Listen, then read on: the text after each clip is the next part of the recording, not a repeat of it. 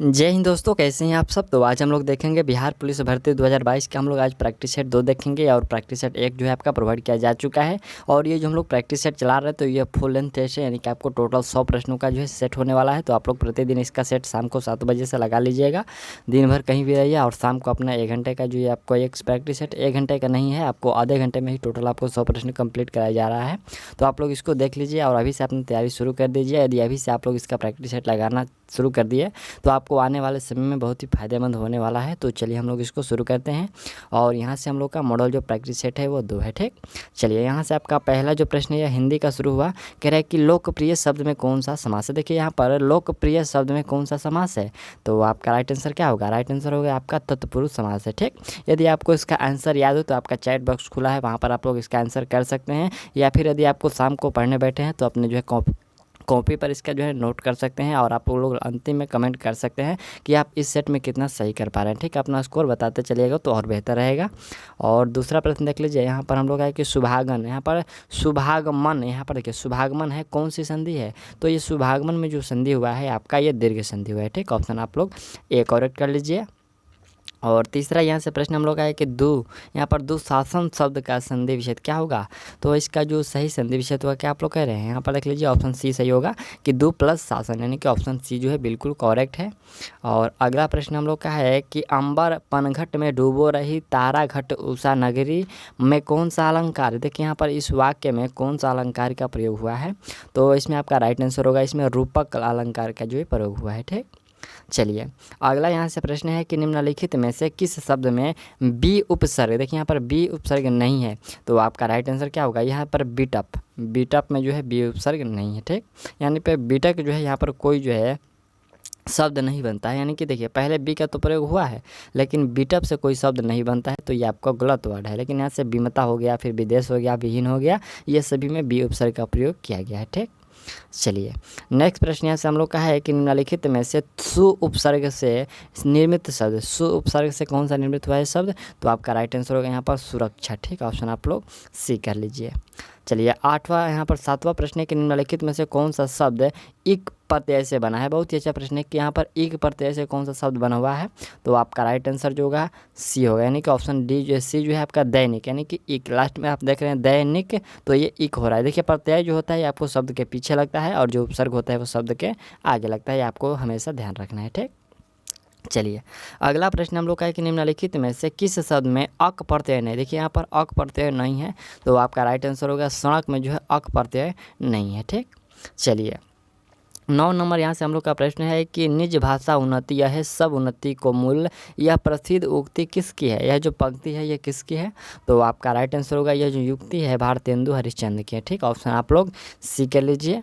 और अगला प्रश्न यहाँ से हम लोग का जो 10 नंबर प्रश्न क्या कह रहा है, यहाँ पर प्रश्न है कि किस काल को हिंदी साहित्य का स्वर्ण युग कहा जाता है। बहुत ही वीवीआई प्रश्न है, कह रहे कि जो है स्वर्ण युग कौन से यहाँ पर काल को कहते हैं, आपका रीति काल है, आदि काल है, भक्ति काल है और आधुनिक काल है। राइट आंसर आप लोग कौन लगा रहे हैं, तो इसका राइट आंसर आप लोग भक्ति काल को जो है स्वर्ण युग के नाम से भी जाना जाता है, ठीक। चलिए 11 नंबर यहाँ से हम लोग का प्रश्न है, आपको ये अंग्रेजी का शुरू हुआ 5 जो प्रश्न है आपको हर एक सेट में अंग्रेजी को देखने को जरूर मिलेगा। और कह रहे हैं कि find out which part of a sentence has an error, देखिए इसमें आपको एक वाक्य को 4 पार्ट में डिवाइड कर दिया गया, यानी कि यहाँ पर 3 ही पार्ट में किया गया है, एक यहाँ से फिर यहाँ से और यहाँ से, और चौथे में दिया गया है कि नो एरर। तो इसमें आपको देखना है कि कहाँ पर एरर है, तो देखिए यहाँ पर फॉरवर्ड के मैं यहाँ पर जो मीनिंग दिया गया है कि the prime minister was asked to write a foreword, यहाँ पर देखिए फॉरवर्ड का कोई मीनिंग नहीं होता है, फॉरवर्ड का मतलब कोई मीनिंग नहीं होता है। यदि यहाँ पर देखिए FOREWARD होता तब इसके मतलब होता है प्रस्तावना, तो यह वाला जो होता तब सही होता, अन्यथा यहाँ पर जो फॉरवर्ड अभी लिखा गया है ये गलत है, ठीक। चलिए नेक्स्ट प्रश्न है 12 नंबर हम लोग का प्रश्न देखते हैं कि find out which part of a sentence has an error, इसमें देखना है कि कौन से में एरर है, तो यहाँ पर देख लीजिए यहाँ पर कौन सा एरर है, इसमें आपका राइट आंसर देख लीजिएगा, आपका राइट आंसर होगा बी, यानी कि यहाँ से कौन सा ऑन योर गुड मैनर, यहाँ पर क्या गलत किया गया है, तो ऑन योर, देखिए यहाँ पर ऑन योर के जगह पर आपका फॉर योर होना चाहिए, क्या होना चाहिए, फॉर योर होना चाहिए, ठीक। ऑप्शन आपका तब सही होता है, ना था अभी ऑन ईयर है तो ये गलत है, ठीक। चलिए अगला 13 नंबर प्रश्न देखा जाए कि चूज द वर्ड, यहाँ पर देखिए choose the one which expresses the right meaning of the given word. यहाँ पर सिलेक्शन, देखिए यहाँ पर सिलेक्शन का जो है सेम मीनिंग खोजना है। सिलेक्शन का मतलब क्या होता है, तो देखिए सिलेक्शन का मतलब होता है चयन, और यहाँ पर चयन के हम लोग जब समानार्थी शब्द लेंगे तो यहाँ पर प्रेफरेंस ले लेंगे। क्या होगा, प्रेफरेंस जो होगा ये सही होगा। प्रेफरेंस का मतलब होता है पसंद, ठीक, क्या होता है, पसंद, ठीक। चलिए यहाँ पर सिलेक्शन करना यानी कि चुनना हो गया, और यहाँ पर पसंद मतलब ये भी चुनना ही होता है, ठीक। चलिए अगला प्रश्न यहाँ से हम लोग का है कि choose the word opposite in meaning to given word. देखिए यहाँ पर एग्रीमेंट है, एग्रीमेंट का विलोम क्या होगा, यहाँ पर आपको बताना है कि एग्रीमेंट का उल्टा शब्द क्या होगा। एग्रीमेंट का मतलब पहले जान लीजिए कि एग्रीमेंट का मतलब क्या होता है। तो एग्रीमेंट का मतलब होता है समझौता, ठीक। और समझौता का यहाँ पर हम लोग इसका विलोम क्या कर सकते हैं, यहाँ पर हम लोग डिस्कॉर्ड कर सकते हैं। क्या कर सकते हैं, डिस्कॉर्ड। डिस्कॉर्ड का मतलब क्या होता है, तो देख लीजिए डिस्कॉर्ड का मतलब होता है विरोधी, अनबन, ये होता है, ठीक। चलिए 15 नंबर प्रश्न यहाँ से हम लोग देखा जाए कि यहाँ पर फिल इन दी ब्लैंक्स, यहाँ पर फिल इन दी ब्लैंक्स जैसे करें कि आज ही प्रोवाइड, यहाँ पर इन्फेसिडेंट द कंपनी डॉट हिम। यहाँ पर हम लोग का रिक्त स्थान में क्या होगा, तो रिक्त स्थान में हम लोग का एक्सप्लेडेड, यहाँ पर एक्सप्लेडेड का प्रयोग है। एक्सप्लेडेड का मतलब क्या होता है, देखिए जैसे एक्सप्लेडेड का मतलब होता है निष्कासित करना, यहाँ पर प्रयोग किया गया है। तो इसका जो पूरा हिंदी हुआ कि जैसे कि वह अक्षम साबित हुआ, जहाँ पर देखिए जैसे ही वह अक्षम साबित हुआ कंपनी ने उसे निष्कासित कर दिया, ठीक। द कंपनी एक्सप्लेडेड हिम, यहाँ पर उसे निष्कासित कर दिया, ठीक। चलिए अगला यहाँ से हम लोग का 16 नंबर से जो प्रश्न स्टार्ट हुआ तो आपका सामाजिक विज्ञान का प्रश्न है। 16 नंबर प्रश्न कह रहे कि रिंग वैदिक काल में ब्राह्मणों के प्रमुख देवता, बहुत ही अच्छा प्रश्न है कि रिंग वैदिक काल में जो ब्राह्मणों के प्रमुख देवता हुआ करते थे वो क्या थे, तो वह थे सोम। ऑप्शन आपका बी जो है बिल्कुल करेक्ट है, ठीक। चलिए अगला प्रश्न हम लोग का है कि गारो और खासी पहाड़ियाँ किस पर्वत श्रेणी के भाग है। बहुत ही अच्छा प्रश्न है कि गारो और खासी जो पहाड़ियाँ है ये किस पहाड़िया का भाग है। यहाँ पर पहाड़ियाँ जो है किस पर्वत श्रेणी का भाग है, तो आपका राइट आंसर होगा ये सभी जो है पूर्वी घाटी का भाग है, ठीक। ऑप्शन आप लोग डी कर लीजिएगा। एक में गारो, खासी और एक जयंतिया भी आता है, तो ये भी इसी का भाग है, ठीक।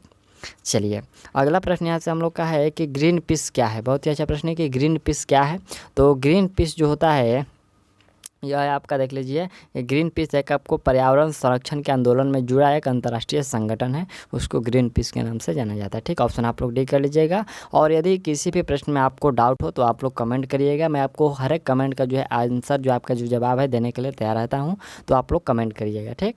चलिए 19 नंबर प्रश्न हम लोग का है कि निम्नलिखित में से कौन गंग मेकांग, यहाँ पर देखिए यहाँ पर गंगा मेकांग है, गंगा मेकांग स्वर्ण भूमि सहयोग परियोजना का सदस्य नहीं है। कौन सा नहीं है, तो इसका सदस्य जो है बांग्लादेश। ऑप्शन आपका जो है बी वाला बांग्लादेश, ये बिल्कुल नहीं है, ठीक।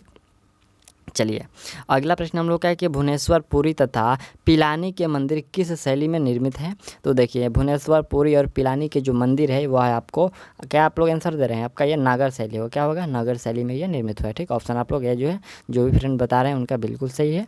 और अगला प्रश्न यहाँ से हम लोग का है कि व्यक्तियों को कर राहत, यहाँ पर देखिए कर राहत की दृष्टि से निम्न में से कौन सा अन्य 3 से भिन्न है, जैसे कि राष्ट्रीय बचत पत्र, सार्वजनिक भविष्य निधि, इंदिरा विकास पत्र और राष्ट्रीय बचत योजना, कौन जो है कि तीनों से भिन्न है। तो देखिए यहाँ से आपका जो सार्वजनिक भविष्य निधि है ये तीनों से भिन्न है, अलग है, ठीक। ऑप्शन आप लोग बी करेक्ट कर लीजिएगा।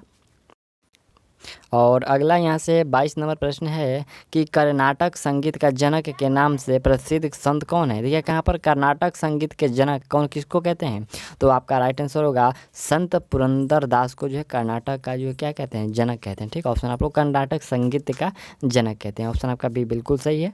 और अगला प्रश्न यहाँ से हम लोग का है कि निम्नलिखित में से किस राज्य के लोकसभा में अनुसूचित जनजातियों के लिए सबसे अधिक सीट है। यहाँ पर अनुसूचित जनजातियों के लिए सबसे जो अधिक सीट की हम लोग बात करें तो वह कौन सा होगा, आपका मध्य प्रदेश होगा, ठीक। ऑप्शन आप लोग डी कर लीजिए। और अगला प्रश्न हम लोग का है कि विश्व का सबसे बड़ा द्वीप निम्नलिखित में से कौन है। तो विश्व का सबसे बड़ा जो द्वीप है विश्व में वह आपका है यहाँ से ग्रीनलैंड हो जाएगा, ठीक। ऑप्शन आप लोग डी जो भी फ्रेंड बता रहे हैं उनका बिल्कुल सही है। और अगला प्रश्न यहाँ से हम लोग का है कि निम्नलिखित देशों में कौन संघाई 5 का सदस्य नहीं है। देखिए यहाँ पर संघाई 5 का जो सदस्य इसमें से कौन सा देश नहीं है, तो आपका राइट आंसर होगा पाकिस्तान, इसका सदस्य बिल्कुल नहीं है, ठीक।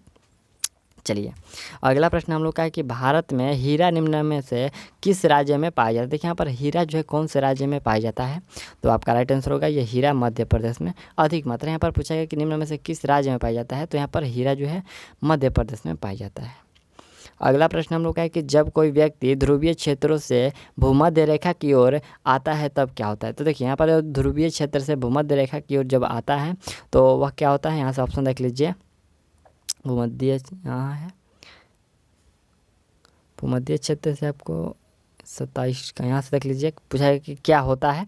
तो देखिए इसका राइट आंसर होगा कि पादपों और पशुओं में क्या होती है कि भिन्नता पाई जाती है। देखिए यहाँ पर पादप और पशुओं में भिन्नता पाई जाती है। इसका कहने का मतलब देखिए जब ध्रुव भूमध्य रेखा की तरफ हम लोग जो बढ़ते हैं तो जलवायु में भी परिवर्तन होता है और इससे आपको वनस्पति और जंतु जगत में भी परिवर्तन देखने को मिलता है। जैसे कि आपका रेगिस्तान में ऊँट होता है तो घास के मैदान में क्या होता है, गाय बैल होते हैं। उसी प्रकार से जिस अनुरूप में रहते हैं उस अनुरूप में यहाँ पर छा जाते हैं। ठीक, चलिए अगला हम लोग का यहाँ से प्रश्न है कि देश की प्रथम ISO, यहाँ पर देखिए ISO 9001 का सम्मान पाने वाला रेलगाड़ी का नाम कौन सा है। यहाँ पर रेलगाड़ी का नाम क्या है पूछा गया है। तो वह रेलगाड़ी कौन सी है, आपका राइट आंसर होगा भोपाल एक्सप्रेस है। ठीक, प्रश्न फिर से देख लीजिए कि देश की प्रथम ISO 9001 का सम्मान पाने वाले, यानी कि यह नाम पाने वाली प्रथम रेलगाड़ी, यहाँ पर सम्मान पाने वाली रेलगाड़ी का नाम क्या है। तो ये प्रथम नहीं, ये आपका राइट आंसर भोपाल होगा। ठीक, चलिए अगला प्रश्न हम लोग का है कि थर्ड आई किस, यहाँ पर थर्ड आई शब्द किस खेल से संबंधित है। तो ये जो थर्ड आई होता है ये आपको क्रिकेट से संबंधित है। अगला प्रश्न हम लोग का है कि भारत का दक्षिणतम बिंदु इंदिरा पॉइंट कहाँ स्थित है। तो ये जो इंदिरा पॉइंट है आपको बड़ा निकोबार द्वीप में, ठीक, कहाँ पर है, ये बड़ा निकोबार में है। ठीक, चलिए अगला यहाँ से हम लोग का 31 नंबर प्रश्न है कि ग्लोब पर दो स्थानों के बीच की न्यूनतम दूरी होती है कितना। तो दो स्थानों के बीच की जो न्यूनतम दूरी होती है आपको प्रधान देशांतर पर होती है। ठीक, पूछा गया कि न्यूनतम दूरी कहाँ होती है, तो ये प्रधान देशांतर पर होती है। ठीक, चलिए और 32 नंबर जो प्रश्न है कि गोलकुंडा कहाँ अवस्थित है। तो आपका राइट आंसर होगा गोलकुंडा जो ये हैदराबाद में। ठीक, चलिए अगला प्रश्न हम लोग का है कि निम्न में किस जनजाति में ऋतु प्रवास का जो है प्रचलन। देखिए यहाँ पर ऋतु प्रवास का जो प्रचलन है वो कौन सी जनजाति में है। तो आपका राइट आंसर होगा ये एक भूटिया नामक जनजाति है जो कि यह ऋतु प्रवास करती है। ठीक, चलिए अगला प्रश्न हम लोग का है कि सम्राट अशोक पर कलिंग युद्ध के प्रभाव को निम्न पर देखा जा सकता है, यानी कि किस पर देखा जा सकता है। तो आपका राइट आंसर होगा ये आपको चट्टान आलेख पर देखा जा सकता है। ठीक, ऑप्शन आप लोग भी कर लीजिएगा, इसको चट्टान आलेख पर देखा जा सकता है। और अगला प्रश्न हम लोग का है कि लोकसभा के प्रथम अध्यक्ष कौन थे। तो आपका राइट आंसर होगा GB मलवंकर। ये जो हम लोग प्रश्न था तो आपको यह पोल के रूप में डाला भी था तो बहुत लोगों ने जवाब दिया था, बिल्कुल सही है। चलिए अगला प्रश्न है कि निम्नलिखित में से कौन जैन धर्म का त्रिरत्न नहीं है। देखिए यहाँ पर जैन धर्म का कौन सा जो है कि त्रिरत्न नहीं है। तो सम्यक अहिंसा, देख लीजिए आप, सम्यक अहिंसा जो है ये जैन धर्म का त्रिरत्न नहीं है। ठीक, चलिए अगला प्रश्न हम लोग का है कि गरसोपा जलप्रपात किस नदी पर स्थित है। देखिए जो गरसोपा जलप्रपात है पूछा गया कि किस नदी पर स्थित है। तो आप लोग राइट आंसर कर लीजिएगा शरावती नदी पर। ठीक, ऑप्शन आपका जो C है बिल्कुल करेक्ट है। और अगला यहाँ से हम लोग का प्रश्न कह रहा है 38 नंबर है कि विश्व में लिखित संविधान किस देश का सबसे विस्तृत है। यहाँ पर पूछा गया है कि सबसे विस्तृत जो है किस देश का संविधान है। तो आप लोग राइट आंसर कर सकते हैं, हम लोग का भारत का जो संविधान है बहुत ही विस्तृत है। ठीक, चलिए अगला प्रश्न हम लोग का है कि भारतीय नौसेना की स्थापना कोचिंग में कब हुई थी। तो कोचिंग में जो उसका स्थापना किया गया था ये 9 जनवरी 1969 में किया, सॉरी यहाँ पर 9 जनवरी नहीं है, ये आपको छूटा जो है कि आपका 1969 में किया गया था। ठीक, चलिए अगला यहाँ से हम लोग का प्रश्न है कि यामिनी कृष्णमूर्ति का संबंध है किस से। तो यामिनी कृष्णमूर्ति का जो संबंध है वो भारतनाट्यम से है। ठीक, ऑप्शन आपका B जो है बिल्कुल करेक्ट है, जो भी फ्रेंड B बता रहे हैं तो उनका बिल्कुल सही है। और अगला प्रश्न यहाँ से देख लीजिए कि फोर्ब्स किस ग्रह का उपग्रह है। तो ये जो फोर्ब्स होता है ये मंगल ग्रह का उपग्रह होता है। ठीक, चलिए अगला प्रश्न है कि उरी जल विद्युत परियोजना किस राज्य में है। तो ये उरी जो जल विद्युत परियोजना है आपका जम्मू कश्मीर में। ठीक, अगला प्रश्न है कि लोसांग उत्सव जो मनाया जाता है। तो ये लोसांग उत्सव जो है मनाया जाता है ताइवान में। ठीक, ऑप्शन आप लोग डी कर लीजिए। और अगला हम लोग का प्रश्न जो है 44 नंबर है, यह कह रहा है कि कबड्डी टीम में कितने खिलाड़ी होते हैं। कबड्डी में जो होता है आपको 7 खिलाड़ी होते हैं। ठीक, आप लोग ऑप्शन A कर लीजिएगा। और अगला प्रश्न देख लेते हैं कि पुलित्जर पुरस्कार किस क्षेत्र में दिया जाता है। तो पुलित्जर जो पुरस्कार होता है यह आपको पत्रकारिता के रूप में दिया जाता है, यानी कि पत्रकारिता के क्षेत्र में दिया जाता है। और अगला प्रश्न 40 नंबर है कि निम्न में से किस समाचार पत्र से सबसे अधिक संस्करण प्रकाशित होते हैं। यहाँ पर सबसे अधिक जो है संस्करण प्रकाशित होते हैं कौन से समाचार पत्र से। तो आपका राइट आंसर होगा इंडियन एक्सप्रेस से सबसे अधिक संस्करण प्रकाशित होते हैं। ठीक, अगला प्रश्न हम लोग का है कि विश्व पर्यटन दिवस किस तिथि को मनाया जाता है। तो विश्व पर्यटन दिवस कौन सा, ये भी आपको पोल के रूप में डाला गया था और इसका राइट आंसर आपको 27 सितंबर होगा। ठीक, चलिए अगला प्रश्न हम लोग का है कि उग्रवादी क्रांतिकारियों की प्रथम बृहत स्तरीय कार्रवाई बड़ा डकैती किसके संबंध में। देखिए यहाँ पर जो है बड़ा डकैती किसके संबंध में है, तो यह है आपका पूर्वी बंगाल के संबंध में। ठीक, चलिए अगला प्रश्न हम लोग का है कि महात्मा गांधी जल विद्युत उत्पादन प्लांट कहाँ स्थित है। तो यह जो प्लांट स्थित है आपका जोग प्रपात पर। ठीक है, आपको याद रखना है ये जोग प्रपात पर स्थित है। अगला हम लोग का यहाँ से 50 नंबर जो प्रश्न है, कह रहा है कि मशहूर यूरोपीय यात्री बर्नियर पेशा से क्या था। यहाँ पर देखिए बर्नियर जो था यह पेशा में क्या था, तो आपका राइट आंसर होगा वो जो पेशा में था वह चिकित्सक था। ठीक, चलिए प्रश्न हम लोग का 51 नंबर है कि कुतुब मीनार का निर्माण कार्य पूरा करवाने का श्रेय किसे दिया जाता है। तो ये पूरा करवाने का जो निर्माण का श्रेय दिया जाता है वो यहाँ पर इल्तुतमिश को दिया जाता है। ठीक, चलिए अगला प्रश्न हम लोग का है यहाँ कि मयूर सिंहासन पर बैठने वाला अंतिम मुगल शासक कौन था। देखिए यहाँ पर अंतिम मुगल शासक कौन था, तो आपका राइट आंसर होगा वो थे मोहम्मद शाह। ठीक, यहाँ से थोड़ा सा हम लोग जान लेते हैं ये 51 नंबर प्रश्न में। तो देखिए यहाँ पर जो कुतुबुद्दीन ऐबक भी आप लोग बता रहे हैं, तो ये कुतुबुद्दीन जो ऐबक है ये आपको शुरू किया था, लेकिन यहाँ पर जो है पूछा गया कि पूरा करवाने का, तो ये पूरा जो है इल्तुतमिश के द्वारा किया गया था। ऑप्शन आप लोग इसमें बी बिल्कुल सही है। और अगला प्रश्न देख लेते हैं हम लोग का 53 नंबर है कि जहांगीर के मृत्यु होने पर शाहजहां को गद्दी प्राप्त करने में अधिक बाधक कौन था। तो अधिक बाधक के रूप में कौन था, आपका राइट आंसर होगा वह शाह, यहाँ पर शाहर था, शाहर यार था। ऑप्शन आपका जो सी है बिल्कुल करेक्ट है, शाहर जो यार था यह बाधक के रूप में था। ठीक, अगला प्रश्न है कि चालुक्यों की राजधानी कहाँ थी। तो चालुक्यों की राजधानी वातापी थी। ठीक, वातापी।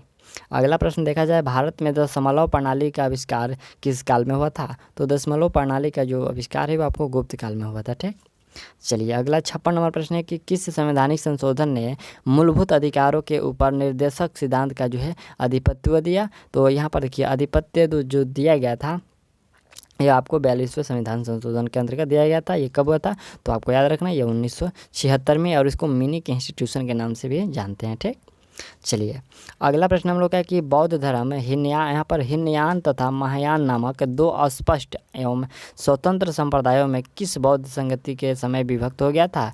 तो ये देखिए हिनयान और जो महायान है ये कौन से जो है आपको बौद्ध संगति में है विभक्त हुआ था, तो आपको याद रखना है यह चतुर्थ बौद्ध संगति में विभक्त हुआ था। ठीक, चलिए अगला प्रश्न हम लोग का है कि भारतीय संविधान सभा के प्रारूप समिति के सदस्यों की संख्या कितनी थी। तो प्रारूप समिति के जो सदस्यों की संख्या की बात करें तो वहाँ पर उसकी संख्या 7 थी। ठीक, अगला प्रश्न हम लोग का है कि 1924 ईस्वी में हिंदुस्तान रिपब्लिकन एसोसिएशन की स्थापना किसने की थी। तो इसका स्थापना जो किया गया था ये आपको सचिंद्रनाथ सन्याल के द्वारा किया गया था। ठीक, ऑप्शन आप लोग एक कर लीजिएगा, सचिंद्रनाथ सन्याल के द्वारा। अगला प्रश्न हम लोग का है कि पूर्वी घाट तथा पश्चिमी घाट का मिलन बिंदु है क्या है। तो पूर्वी घाट और पश्चिमी घाट का जो मिलन बिंदु होता है उस मिलन बिंदु को नीलगिरी की पहाड़ियाँ कहते हैं। ठीक, ऑप्शन आपका डी जो है बिल्कुल करेक्ट है। ठीक, चलिए नेक्स्ट प्रश्न यहाँ से हम लोग देखते हैं 61 नंबर। यहाँ से देखिए हम लोग का 61 नंबर से जो आपका हर एक सेट में जो है 60 नंबर तक जो था आपको जीके का प्रश्न था, और जो 61 से शुरू हो रहा है तो ये समान विज्ञान का प्रश्न कह रहे हैं कि लार की प्रकृति कैसी होती है। तो लार कैसा होता है, लार जो होता है आपको ये अम्लीय होता है। ठीक, चलिए अगला यहाँ से 62 नंबर जो प्रश्न है कि गैल्वेनोमीटर का उपयोग किया जाता है किस रूप में, यहाँ पर किसका ज्ञात करने के लिए। तो गैल्वेनोमीटर जो होता है ये विद्युत धारा ज्ञात करने में किया जाता है। अगला प्रश्न है कि जल का क्वथनांक अधिक होता है क्योंकि, जल का क्वथनांक अधिक होता है क्योंकि इसके अणु हाइड्रोजन आबंध से बने होते हैं, इसलिए उसका जो क्वथनांक होता है वो अधिक होता है। ठीक, चलिए अगला 64 नंबर यहाँ से प्रश्न हम लोग का है कि जल की अस्थायी कठोरता किसकी उपस्थिति के कारण होती है। तो यहाँ से देखिए आपको अस्थायी कठोरता की बात हो रही है, और ये जो अस्थायी होता है ये आपको कैल्शियम और मैग्नीशियम के बाइकार्बोनेट के कारण होता है। ऑप्शन आप लोग बिल्कुल जो है सी करेक्ट कर लीजिएगा। और अगला प्रश्न हम लोग का 65 नंबर है कि निम्नलिखित में से कौन एक तत्व है। यहाँ पर आपकी बात हो रही है कि कौन सा एक तत्व है, तो पारा जो है कि आपका क्या है तत्व है। ठीक, अगला है कि उत्प्रेरक एक पदार्थ है जो, देखिए उत्प्रेरक एक पदार्थ है जो कि अभिक्रिया की दर बदल देता है। क्या होता है कि यह अभिक्रिया की दर को जो है बदल देता है। और अगला प्रश्न देखा जाए हम लोग का कि किसी लेंस की क्षमता व्यक्त की जाती है किस में। तो किसी लेंस की क्षमता जो है आपको राइट आंसर होगा ये डायोप्टर में जो है ज्ञात किया जाता है या फिर व्यक्त किया जाता है। ठीक, चलिए अगला प्रश्न है कि किससे परमाणु का निर्माण होता है। तो परमाणु का जो निर्माण होता है इलेक्ट्रॉन, प्रोटॉन और या इलेक्ट्रॉन, न्यूट्रॉन और प्रोटॉन है। ठीक, ऑप्शन आपका डी जो है बिल्कुल करेक्ट है। ठीक, अगला यहाँ से हम लोग का 69 नंबर प्रश्न है कि निम्नलिखित में से कौन सी गैस हवा में सबसे अधिक अनुपात में उपस्थित होती है। तो हवा में सबसे अधिक जो अनुपात में उपस्थित होती है वह गैस है आपका नाइट्रोजन। ठीक, चलिए अगला हम लोग 70 नंबर प्रश्न देखें कि जल का हिमांक होता है कितना। तो जल का जो हिमांक होता है वो आपको 4 डिग्री सेल्सियस होता है। ठीक, चलिए नेक्स्ट प्रश्न यहाँ से हम लोग का 71 नंबर जो प्रश्न है कि आर्द्रता मापने का यंत्र है क्या। तो आर्द्रता जो होता है आपको हाईग्रो, आपको याद रखना है, हाइड्रो नहीं बल्कि ये हाईग्रोमीटर के द्वारा आर्द्रता मापा जाता है। अगला प्रश्न हम लोग का है कि सूर्य में सतत ऊर्जा किसके कारण मुक्त होती है। तो सतत जो ऊर्जा मुक्त होता है वह मुक्त होता है नाभिकीय संलयन के द्वारा, यानी कि ऑप्शन आपका बी जो है बिल्कुल करेक्ट है। और अगला प्रश्न देख लीजिए, यहाँ से आपको क्या है कि सही कथन को चुनना है। पहला इसमें कथन दिया गया है कि प्रकाश की अपेक्षा ध्वनि तीव्र गति से गमन करती है। दूसरा है कि ध्वनि आयु, यहाँ पर देखिए ध्वनि आयु की अपेक्षा वायु होना चाहिए, यहाँ पर हवा यानी कि वायु की अपेक्षा पानी में कम गति से गमन करती है। और तीसरा है कि ध्वनि निर्वात में गमन नहीं कर सकती। और चौथा है कि ध्वनि चुंबकीय प्रभाव उत्पन्न करती है। कौन सा कथन है जो आपका सही है। तो हालांकि इसमें आपका राइट आंसर है कि ध्वनि निर्वात में गमन नहीं कर सकती, ये कथन बिल्कुल सत्य है। ठीक, चलिए अगला प्रश्न हम लोग का है कि किसी सिस्मोग्राफ का उपयोग क्या मापने के लिए किया जाता है। तो ये जो सिस्मोग्राफ का उपयोग हम लोग करते हैं ये भूकंप के झटका यानी कि भूकंप की तीव्रता मापने के लिए किया जाता है। ठीक, चलिए अगला प्रश्न है कि उबलते पानी की अपेक्षा भाप से अधिक जलन होने का कारण क्या होता है। तो भाप से अधिक जलन होने का कारण होता है भाप की गुप्त ऊष्मा के कारण। ठीक, क्या होता है भाप में जो होता है वो गुप्त ऊष्मा होता है, इसलिए आपको अधिक जलन उत्पन्न होता है। ठीक, चलिए 76 नंबर जो प्रश्न है कि कपास के पौधों के किस भाग से कपास का रेशा निकाला जाता है। तो कपास का जो रेशा निकाला जाता है कपास के बीज से होगा। ठीक, यहाँ से आपका जो है जड़, पत्तियाँ, ताना बिल्कुल नहीं, यहाँ पर जो है उसके बीज से जो रेशा निकाला जाता है। अगला 77 नंबर प्रश्न की यकृत लीवर का कार्य क्या है। तो लीवर का कार्य होता है कि ग्लूकोज को ग्लूकोजेन के रूप में संचित करना। ठीक, यही इसका काम होता है। चलिए अगला 78 नंबर प्रश्न हम लोग का है कि किसकी उपस्थिति के कारण पत्तियों का रंग हरा होता है। तो आपको पता होगा पत्तियों का जो रंग होता है यह आपको पर्णहरित के कारण जो है हरा होता है। ऑप्शन आपका बी जो बिल्कुल सही है, पर्णहरित या फिर क्लोरोफिल। ठीक, चलिए अगला प्रश्न हम लोग का है कि मानव शरीर में रक्त शुद्ध होता है। मानव शरीर में रक्त जो शुद्ध होता है कहाँ पर। तो ये आपको फेफड़ों में जो इसका शुद्धिकरण होता है। चलिए अगला 80 नंबर हम लोग का प्रश्न है कि किसी वयस्क व्यक्ति के हृदय की धड़कन लगभग होती है। तो हृदय का जो धड़कन होता है लगभग आपको 1 मिनट में जो होता है ये 72 बार का होता है। ठीक, देखिए ऑप्शन हम लोग का क्या दिया है 80 नंबर का, यहाँ से बिल्कुल सही आपका ए जो है यहाँ पर 72 बार जो है प्रति मिनट होता है। ऑप्शन आपका बी बिल्कुल सही है। ठीक, चलिए अगला प्रश्न है कि खाने का सोडा है क्या है। यहाँ पर आपको उसका सूत्र बताना है कि बेकिंग सोडा का सूत्र क्या होता है। तो आपको NaHCO3 जो होता है ये बेकिंग सोडा का रासायनिक सूत्र होता है। और कार्बन एक क्या है। तो कार्बन जो होता है आपको एक अधातु है। ठीक, क्या है, कार्बन एक अधातु है।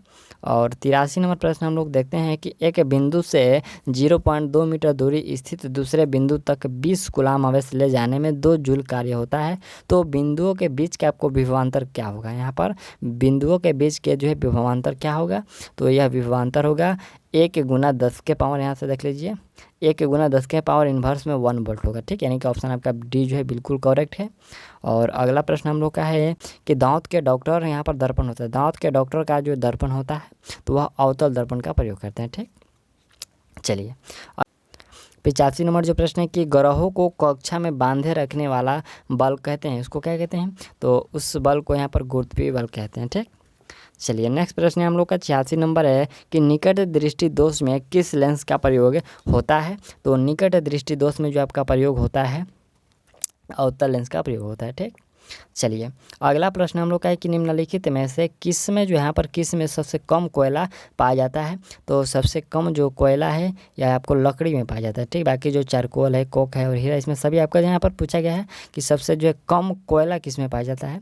तो लकड़ी में। ठीक, चलिए अगला प्रश्न है कि कांच में प्रकाश का वेग होता है कितना। तो कांच में प्रकाश का वेग 2 गुना 10 के पावर 8 मीटर प्रति सेकंड होता है। चलिए 89 नंबर प्रश्न के प्रकाश का वेग होता है कितना। तो प्रकाश का जो वेग होता है आपको 3 लाख किलोमीटर प्रति सेकंड होता है। ठीक है, आपको याद रखना है 3 लाख किलोमीटर प्रति सेकंड होता है। अगला हम लोग का यहाँ से 90 नंबर जो प्रश्न है कि निम्नलिखित में से किसका खाया जाने वाला भाग मुख्यतः इंडोस्पर्म होता है। देखिए यहाँ पर इंडोस्पर्म जो होता है वो किसका खाने वाला भाग होता है, तो आपका राइट आंसर होगा नारियल का जो होता है वो इंडोस्पर्म होता है। यहाँ पर ऑप्शन आपका बी ए जो है बिल्कुल करेक्ट है। और यहाँ तक हम लोगों ने जो है 90 नंबर प्रश्न तक कंप्लीट कर लिया, जो कि आपका जीके जीएस हिंदी और अंग्रेजी का प्रश्न था। और जो 91 नंबर से शुरू होता है तो यहाँ पर आपका जो है मैथ का प्रश्न है, तो आप लोग इसको स्पष्ट रूप से ये आपको प्रश्न दिख रहे हैं, आप लोग इसको बनाने की कोशिश करिएगा। और इसी वीडियो के अंत में मैं आपको जो इसका सॉल्यूशन दिखा दूंगा, तो आप लोग सॉल्यूशन को भी देख लीजिएगा यदि आपको इससे का प्रश्न नहीं बन पाए तो। ठीक, यहाँ से आपका 91 नंबर है, तो 91 का राइट आंसर क्या होगा। 91 का आपका जो राइट आंसर होगा वो 51.25 रुपया होगा। ठीक, चलिए यहाँ से आपका जो 52 नंबर है, तो सॉरी यहाँ पर 92 नंबर है, तो 92 नंबर का राइट आंसर आपका 18 हो जाएगा। प्रश्न आप लोग देख लीजिए। और 93 नंबर यहाँ से आपका जो प्रश्न है, तो 93 का राइट आंसर क्या होगा। 93 का राइट आंसर आपका 43 होगा। यहाँ पर आपको जो है यहाँ पर इसका मान ज्ञात करना है, क्या होगा, तो 43। चलिए अगला 94 नंबर है कि किसी द्विघात समीकरण के कितने मूल होते हैं, तो उसके मूलों की संख्या 2 होता है, द्विघात में 2 होता है। चलिए अगला 95 नंबर है, तो 95 का राइट आंसर क्या होगा, यहाँ पर 1000 हो जाएगा। और अगला हम लोग का यहाँ से 96 नंबर है, तो 96 का जो राइट आंसर होगा आपका 216 हो जाएगा। यहाँ पर कह रहा है कि 6 सेंटीमीटर किनारे वाले एक घन को 1 सेंटीमीटर किनारे वाले कितने घनों में विभक्त किया जा सकता है, तो 216।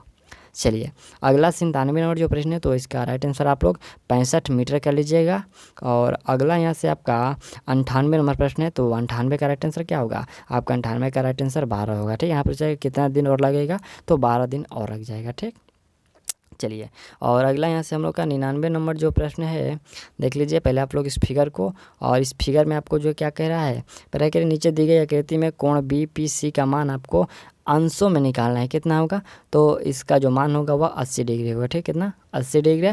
और अगला जो हम लोग का ये अंतिम प्रश्न है, तो ये 100 नंबर प्रश्न देख लीजिए, और इसका राइट आंसर जो होगा आपका ये हो जाएगा। ठीक, आप लोग ऑप्शन 1:4 कर लीजिएगा। तो यदि आपको इस प्रश्न में यहाँ पर इस सेट में किसी भी मैथ का प्रश्न फंसा हो, तो आप लोग इसका सॉल्यूशन देख लीजिए, ये रहा है आपका सॉल्यूशन। ये देखिए यहाँ से आपको 91 नंबर प्रश्न का सॉल्यूशन रहा, और फिर आपका यहाँ से 92 रहा, फिर आपका 93। आप लोग वीडियो रुका कर के इसका आप जो सोल्यूशन देख लीजिए। यदि आपको PDF मिले तो आपको वहाँ पर भी PDF में दे दिया जाएगा, लेकिन अभी आपको यहाँ देखना है तो आप देख सकते हैं। 93 नंबर का राइट आंसर देख लीजिएगा।